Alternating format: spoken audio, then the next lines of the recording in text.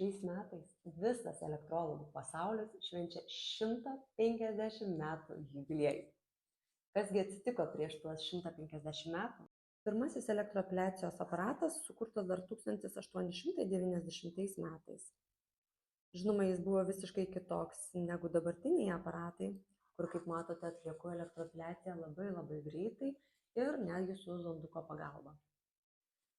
Tik 1916 metais buvo išrastas aparatas, kuriuo vienu metu su tiesiog labai daug adatų būdavo susmaigstoma į tą vietą, kurioje norimi šalinti plaukai, kokių, pavyzdžiui, 30 adatų, ir vienu metu elektrolizės pagalba eina srovė apie minutę laiko.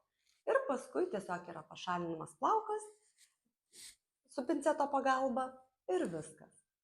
Bet tam klientas turėdavo laikyti ranką vandenyje. Įsivaizduojat, kaip tai būtų šiais laikais.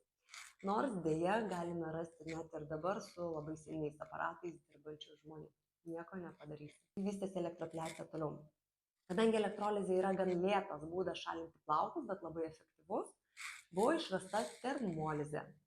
Bet su termolize daug kas taip ir neišmoko dirbti. Kodėl? Todėl, kad jinai yra labai specifinė. Reikia labai gerai pataikyti tiesiai į folikulą, o ne bet kur aplinkui.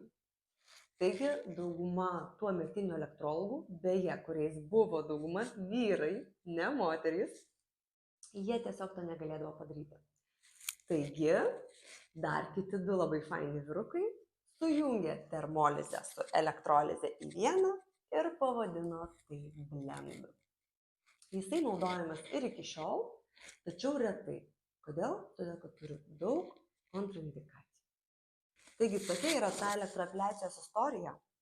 Na, šiuolaikiniai prietaisai, gražūs, patogūs, kompiuterizuoti, pradėjo eiti tik tais nuo 1990 metų.